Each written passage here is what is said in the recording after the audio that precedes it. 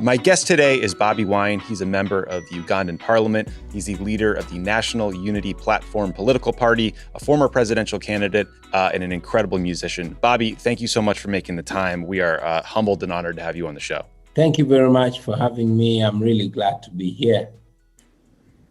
So just to start off, to give listeners a little context, you just ran in Uganda's presidential election against President Museveni, who has been in office since 1986. That is a very long time ago. Why did you decide to take him on now? Well, not just now. Uganda has been wanting change for the longest time. Like you rightly put it, General Museveni has been ruling Uganda since 1986, when he and a group of rebels took over our country violently by force of arms. And that has been the status of our country for the last 35 years. I decided to run for president because Uganda was desperate for change. But again, even before I ran for president, I came into politics because I wanted to represent the common people, the ghetto people, the poor people, but most importantly, the young people, because young people in Uganda were largely excluded from the politics of their country. And yet, young people are over 80% of our population. For example, I'm 39, but over 80% of our population are under the age of 35.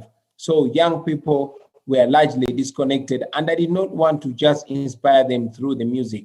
I wanted to demonstrate by getting actively involved in the politics of our country, and thereby many young people would get involved. And I'm thankful that many people from my generation have joined politics, and yes, many of them have run for office. And we hope to have a full representation of our generation, not just me, but people that think like me and people from the 21st century with 21st century ideas. So I think, no one who watched the election closely would say that it was free and fair. Thousands of your supporters were detained around the election. You have been put under house arrest. You've been repeatedly harassed by Museveni's security forces. Members of the media were beaten by military police just for trying to cover your campaign. What is the security situation like now? Are you able to move around at all? Like, what is the status for the opposition? Yeah, first of all, it's true that the election was neither free nor fair. As we speak, all of my campaign team is in prison. They were all rounded up on an island with me as we campaigned. Apart from me, everybody else was detained, and they are in prison up to now. The state arrested them on the 30th of November, 2020. But then, according to the court records, they are charged with a crime that they allegedly committed on the 3rd of January, 2021. That is when they are in prison. But the state alleges that they committed a crime when they were in prison, but they apparently committed it in the middle of town.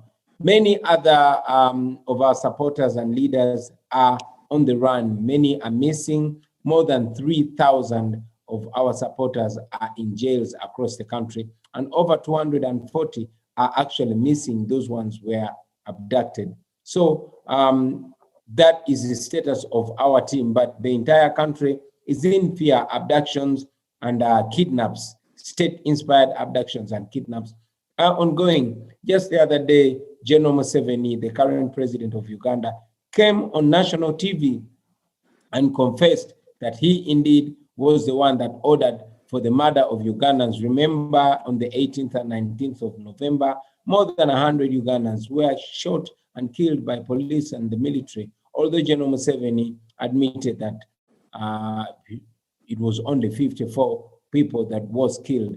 And, it's a general sense of hopelessness in Uganda. That being the way it is, we have continuously encouraged our supporters to be non-violent, to be peaceful, but to be assertive. So the situation in Uganda today is tense. The military and the police are on rampage, but the people of Uganda are holding on strong because hope is one thing that they refused to lose. Like the behavior you just described from Museveni and the military is horrifying. And if we're being honest, I mean, his autocratic tendencies have been clear for a long time, but that has not stopped the United States government from providing Uganda with billions of dollars of aid, lots of which goes directly to the military. The State Department recently said that the conduct of Ugandan authorities in the recent election will be a factor when they consider future U.S. assistance levels. Do you think that that kind of threat to cut off or condition aid by Western countries is helpful? Is there fear it could play into Museveni's narrative that, anyone who opposes him must be an agent of a foreign interest? For starters, on behalf of the people of Uganda, we are thankful to the development partners, but most importantly, the United States, because the United States has not only stood with Uganda in terms of security, but even in other sectors of development. It is true that General Museveni's regime survives largely on the military support from the United States. It's very unfortunate that General Museveni has successfully hoodwinked the West, and in particular the United States, made them believe that he is the anchor of stability in the Great Lakes region, and indeed has gone ahead to blackmail the United States every time they call him out on human rights abuses or on the utter disrespect of the rule of law and democratic principles. We believe that it is only the development partners, and most importantly, the United States, that can hold General Museveni to account, because the military, which is the backbone of Museveni's oppressive regime, is largely funded by the United States. We have, on behalf of the people of Uganda, reached out to the United States, requesting numerously that the United States evokes its own laws, like the Global Magnitsky and other laws, in order to hold to account the human rights abusers who are largely General Museveni's henchmen. And we are thankful that the Global Magnitsky has been evoked on such human rights abuses. But again, that is not enough. We appreciate the strongly worded statements that have come from the United States, but we believe that the United States can follow the strongly worded statements with strong actions, because the people of Uganda are, for lack of a better word, in a state of hopelessness. Right now, as we speak, people are being abducted, and the other day we were with the parents, old men and women and children of the abducted citizens of Uganda, seeking redress, having petitioned the Uganda Human Rights Commission, but of course gotten no redress from there. We decided to petition the United Nations Human Rights Office. But it was so shocking that the military showed up and beat the families of the abducted people, and indeed beat up journalists as well on the entrance of the United Nations Human Rights Office, as if to communicate that, General Museveni fears no one.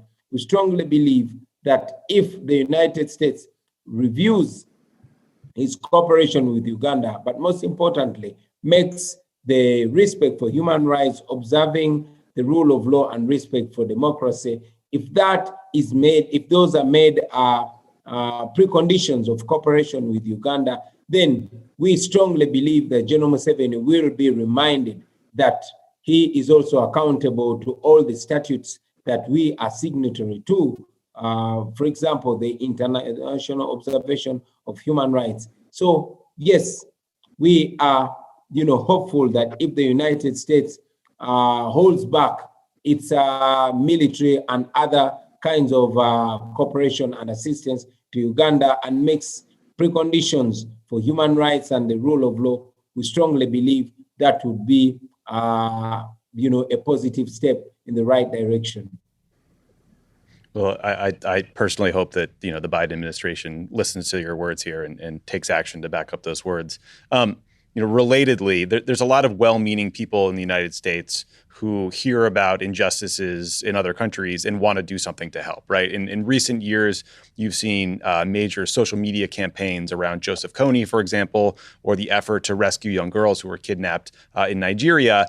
And sometimes those efforts have unintended consequences, which can be negative. Is there a role in your mind for average citizens to play who are not from Uganda to help resistance movements like yours, or is that inappropriate? Of course, it's absolutely appropriate for the world citizens to stand in solidarity with the people of Uganda. I must also take this opportunity to thank the world citizens. There are many people from the United States and from all over the world that have raised their voices in very desperate times when I was personally illegally arrested and kept in military detention under grave torture. It took the voices from friends of Uganda from across the world to get me out of the torture chamber that I was in.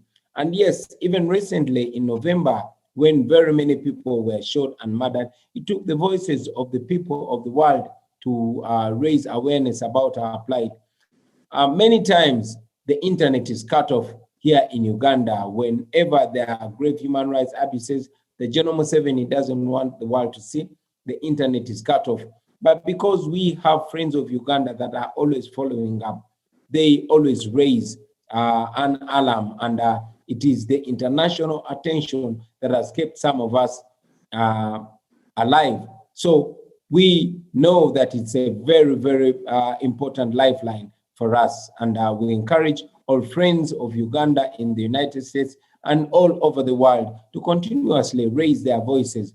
It reminds us that we are also citizens of the global village. It reminds us that we are part of the international community, and it also, gives us a responsibility to look out for other citizens of the world that are being oppressed, that are suffering in the dark.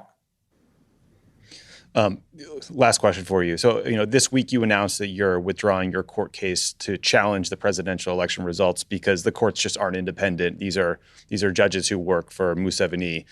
Given all the ways that he has rigged the system to stay in power, what's the path forward for the opposition in Uganda?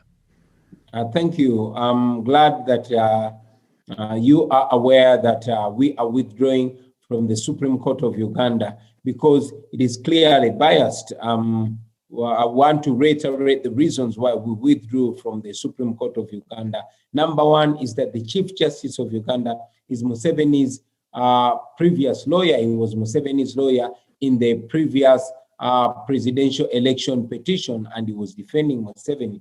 Now he is the head of the Supreme Court. He is the Chief Justice.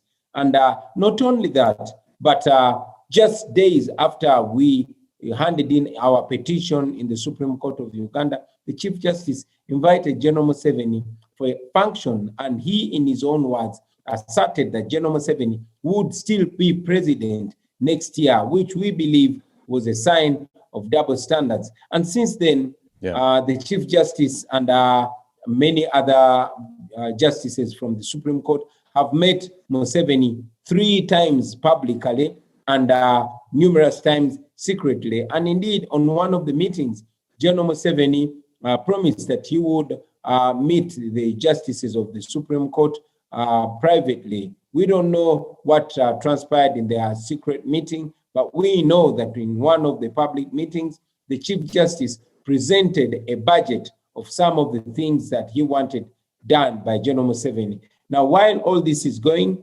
there is a petition against General Museveni's purported winning of the presidency on the table of the Chief Justice. But right after those meetings, the Chief Justice blocked an amendment to our electoral petition, even when he was aware that I was kept under house arrest for 11 days, and yet the law gives me 15 days to file a petition. In the previous election petitions, an amendment was accepted, but in my case, the Supreme Court rejected an amendment. In the previous presidential election petitions, evidence was accepted all through the hearing, but we have not even started the hearing, but my evidence was rejected by the Supreme Court. In the just recent election petition of 2016 against General Museveni, filed in by Honorable Amama Mbabazi, the submissions of the case went way over a week, but the Chief Justice said my team can only submit our case for 30 minutes. So all these signs of bias, that's why we opted to ask the Chief Justice to recuse himself because he had clear conflict of interest. Unfortunately, he refused, and we had no option but to opt out of their court because they were clearly not independent. We decided to take this case back to the court of public opinion, to the court of the people of Uganda.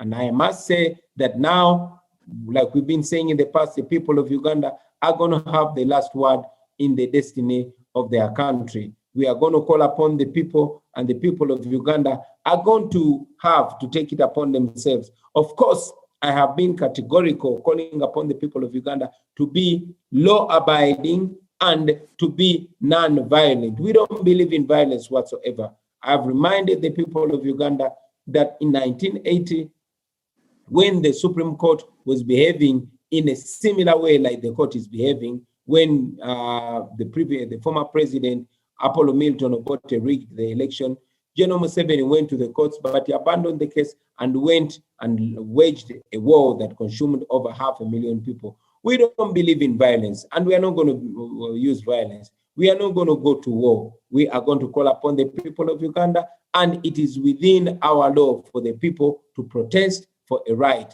So we are going to call upon the people of Uganda because we believe that the people of Uganda will raise their voices non-violently.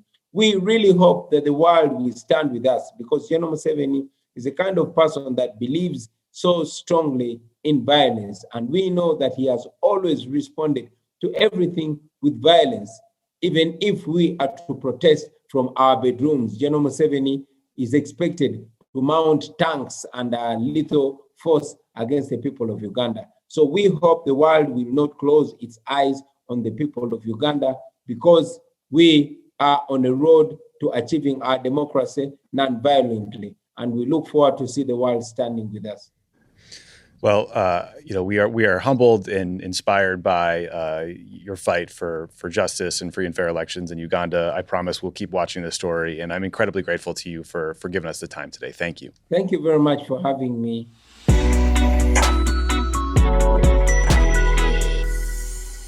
Thanks again to Bobi Wine for joining the show. Thanks